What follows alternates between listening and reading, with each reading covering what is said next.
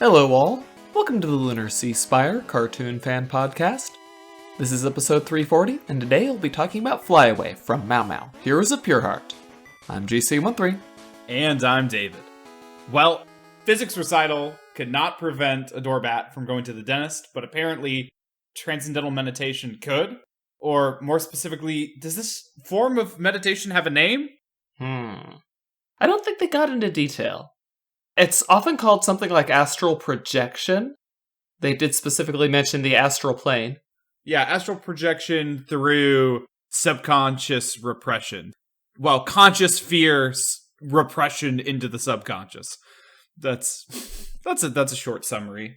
I liked the detail that only fear of the dentist is strong enough to send you to the astral plane. That's a very Mao Mao detail. Well, and in the world of Mao Mao, dental pain is a great excuse to leave your body because the instruments of dentists in this universe, at least near Pure Heart Valley, are quite terrifying. Yeah, they spend a lot of money on advanced consumer goods, but their dentists seem to be stuck in the Middle Ages. That was a pretty advanced, drill with other drills popping off of the drill. I mean, that thing looked pretty, almost steampunk, you know? Well, except it's probably powered by gasoline, but you know. Probably diesel, actually. You don't want to be starting any fires in a dentist office. No, but also that drill could have torn Adorabat's body into pieces. Just, I don't know how it operated on a tooth, but that's fine. See, that's why they go to dental school. They know how to do these things. So the conceit of this episode is that once Adorabat leaves her body, that prevents them from taking her to the dentist. Why? Yeah, that's what I was wondering. Just take her and get her operated on. The only thing, I wish they had just said in something, the Badgerclops could have said something like, well, this is a bad look for us. Like, anything to just excuse that, maybe if we just show up to the dentist with this dead-looking bat, that maybe they won't accept us, you know? Like, maybe us saying, oh, she's just meditating right now, wouldn't cut it. I think the idea was that they were very worried that she would go too far, that they would not be able to get her back, so they kind of prioritized getting her back rather than, she'll come back on her own. Yeah. I mean, just imagine giving Melvin another hour to work her over, watching all the horrific things that are being done to her tooth. She might genuinely decide never to come back after that. That is a good justification. They cared more about making sure Adorabat wasn't lost forever. I'll take it. They didn't have to say it out loud. Clearly they both actually care about Adorabat. It's just I'm so used to these two guys being so incompetent that, would Badgerclops or Mao Mao care? But actually they care about Adorabat quite a bit. Much more than anyone else. So it makes sense. I liked the joke about getting heavier rather than lighter as your soul leaves your body. Yeah, that's such a great idea. Or it might be specific to Adorabat because, she has such a uplifting spirit. That was a great insight from Badgerclops. But yeah, whoever came up with that in the writer's room, I mean, in general, like with, what's it called, rigor mortis, a body would become more... stiff, not heavy. No, but I don't know... It's cumbersome. I don't know if you've ever lifted a dead body. No, I'm trying to think of what the equivalent is. I don't know. Someone who's stiff versus limp is just way different to carry. Maybe I'm calling back not to my days of grave robbing, but of, having a little brother that, depending on when you picked him up, if he was stiff or limp, would change the outcome of how far you could throw him. Now, Burn Notice promised me that if you go limp, you're much more annoying to carry, so... but that was versus struggling, so... Well, and that makes sense, because Adorabat's actually super limp here, and they seem to really be struggling to get her anywhere. It takes two of them to try to lift her onto the aerocycle. Yeah, but Badgerclops' arm cannon is still able to fire her body just fine. Why did she taunt him? You guys missed it. It hit her! It just, didn't work, because she has to want it. Right, yeah. You can't force a spirit back into its body. So... This whole astral plane is interesting. But before we even get to that, good old Meditating Melvin mentions that there's actually three realities. The actual real reality, the astral plane, and the Schnapp realm? Is that a joke I'm missing, or is that one of those little throw it in there and then we'll reference the Schnapp realm later? type of thing. I just assumed that was a joke, and the joke was, we just made this up and we're going to do literally nothing with it, so it kind of didn't get any brain share from me. But, like, is Schnapp a word? Because maybe that is something. Let's see.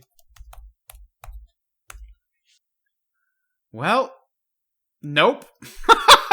I'm using the spelling from the closed captioning, and I see nothing. So, I mean, John Schnapp was a American producer, director, voice actor, editor, writer, cartoonist, animator, and cinematographer. So maybe because he was a cartoonist, let's see, what did he work on? He worked on Nickelodeon, worked on Cartoon Network, Space Ghost Coast to Coast. Yeah, if he shared any projects with Parker Simmons, that would explain the reference. Yeah, maybe there's a little more digging to do there. Or heck, if he just had any projects that Parker Simmons was really into. So, but yeah, that would again just be oh hey, we made a funny joke, don't think too hard about it. So, I'm willing to oblige. Yeah. That sounds like some deep animator reference that's now surprising that it made it into Mao Mao. I need to know. Has someone tweeted at Parker Simmons? We're going to find out what the Schnapp realm is. Expect reporting again soon. Follow us on Twitter at GC13LSS. That's right. Whatever the heck my Twitter name is. I don't... PK David Storm? I don't know. I changed it a while ago. Yeah, but according to Twitter.com, that is in fact your profile, David. Yes. Look at how long we've spent self-promoting. For the first time for the first time in 340 episodes, we mention our Twitter accounts. So the Astral Plane is fantastic, and the Astral Plane song, Untitled, is the best part of the episode. Absolutely so loose and improvisational, but like in such a crappy way. Like, it definitely gives that impression of this guy has lost his mind, and it just breaks down so fast, right? He's like, here in the Astral Plane, and it only takes a few verses for him to start begging for Adorabat to stay. Yeah, please don't go. Yeah, the way that, like, immediately rhymes, he almost trips into the next line. And he's just like, it gets so lonely, please don't leave. Yeah, I was so tickled pink to hear Master Shake's voice actor. I know you were quite pleased to hear another character's voice. Yeah, the voice actor of Meditate Melvin also was Gazpacho from Chowder, which is just such a distinct voice. One of those voice actor voices that just follows anywhere. You'll remember it forever. Kind of, for some reason, I wonder if there should be an English word for this, like a distinct vocal quality that you can recognize anywhere. I had the same feeling with Ida from The Owl House, who apparently hadn't had another voice acting credit that I would have known since The Emperor's New Groove, where she was, I don't remember what the wife's name was, but the wife of Pacha. And it's just like, that voice, boom. I was like, why is this so familiar? She must be a super famous voice actor. But no, just like, that was the last voice credit. So, it happens. I mention it every time, but hearing Brian Posehn as Sour Cream in Steven Universe was very jarring for me at first, because I could not unhear Octus for quite some time. Yeah, it definitely goes both ways. Like, some voice actors say it's the greatest compliment for you to, like, not recognize them in work. That would be Mark Hamill, by the way. Right, Mark Hamill's really great at that. I feel like Tom Kenny, a lot of times also. Yeah, Tom Kenny is also really good. Yeah, like you don't necessarily know, oh, that's SpongeBob and Ice King, you know. You wouldn't necessarily think those are the same guy. But you can kind of tell, though, like in a lot of the Rick and Morty episodes that he's in, he kind of does similar voices, and you're like, I bet there's going to be a Tom Kenny voice credit at the end.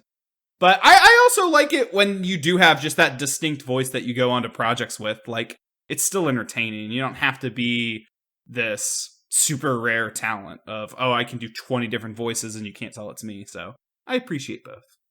Hey, it takes all kinds. Deep Mao Mao lore. There are no piñatas. There are paper mache effigies. I just like to think that piñata is in fact the proper word, but you know, Mao Mao is maybe not the best at having fun. He knows of piñatas, but their deeper lore may perhaps be lost on him. Well, I was wondering, you know, when you have like a fantasy world and, you know, you're watching it through a cartoon or whatever, the characters have to speak in whatever language you're used to hearing. But then there's also this problem of them using phrases and words and slang from your world and your culture, which used to really get me when I watched Avatar, because Avatar, they made like puns that only make sense in English all the time. And I just thought in that show where like the world building was so much more precise that like inevitably that's what you want to do in the writing because you want to entertain like English audiences. But if you think about what it is, and like sometimes in the show you'll see like Chinese characters and writing everywhere. So you're like, well, technically, whatever they're speaking, probably they wouldn't have these sayings or whatever. But in Mao Mao's world, I mean, they just kind of use our slang all the time. Pinata's not slang. Pinata is, of Hispanic origin. A loan word. Is it, what's the line? Like, if they're going to say, oh, pinatas don't exist because there's no Hispanic culture in their world, fine. But, like, they reference a lot of American culture still, so I don't know. But maybe it's just a Mao Mao thing, but it also rubbed off on Adorabat. Now you just got me thinking. We need a fantasy world where everyone talks in, like, 50s era lingo and slang. I just think that would be funny. Or heck, even, we could go even more alien than the 50s. We can have a world where everyone is from the 80s.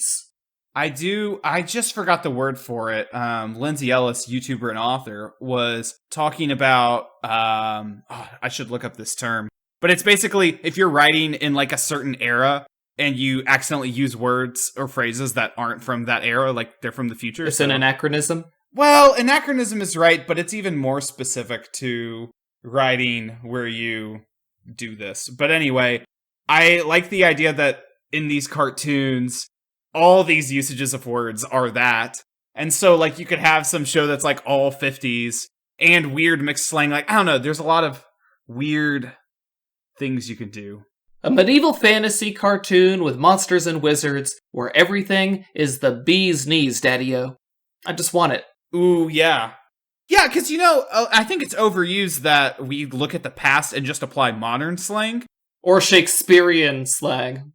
Right, but what about all the other types? You're right, that would be a weird clash. It's medieval, but it's 50s. Because I totally, Miracle Workers, which I think is on maybe HBO, maybe Amazon Originals, but their second season was all medieval. That's like the Daniel Radcliffe, whoever else is on that show. And, they're just talking in, like, modern slang, which is great. But if they were just like, rat-a-tat-tat, watch out, that Do not shoot me over here. Do not shoot me over here. Yeah, I'm doing an amazing voice right now. Bada bing, bada boom. We have fun. So besides the fact that Adorabat's body could have been taken to the dentist, except maybe the dentist could have questioned why they were bringing in a dead animal. The other thing that seems missed is that the lesson is supposed to be, oh, Adorabat, you shouldn't, avoid pain because it also means avoiding the things you love, so stay here. But in fact, the system they've set up is you should be able to just meditate whenever you want to avoid pain and then come back whenever you want. Yeah, go to the dentist, meditate, and just come back an hour later, like Badgerclops decided to, running away from his problems again. Yeah, so I would say the only problem in that plan is if it's not really easy to meditate. Like, if you truly have to shove your fears into your subconscious, that may not be a healthy or easy exercise to do back and forth. I don't know. Adorabat was legitimately afraid. Yeah, and I'd be terrified if I saw that squirrel coming at me with that drill. And yeah, maybe she could work up being afraid again, and maybe you could keep going through these revelations to go back and forth, but I don't know. Like, the reason Badgerclops achieved it so easily, even though Mema said only one person had achieved it before Adorabat, is definitely because this is his character trait as well.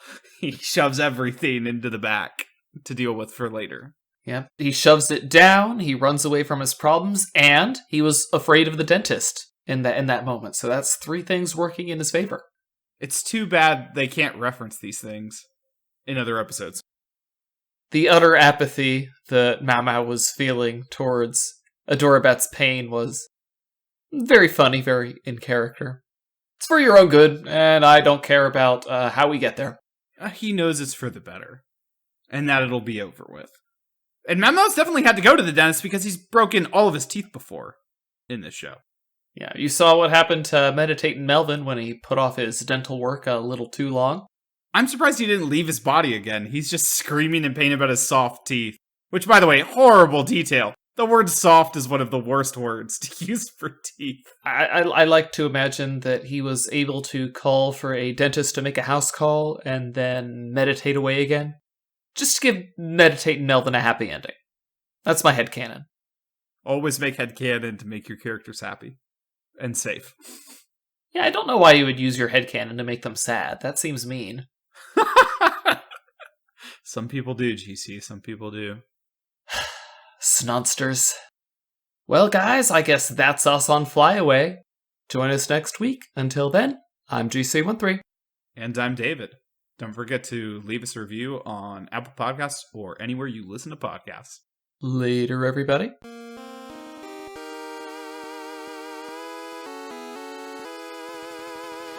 Our opening and closing music is by Mark Soto. For more cartoon-related content, please visit lunarceasefire.com.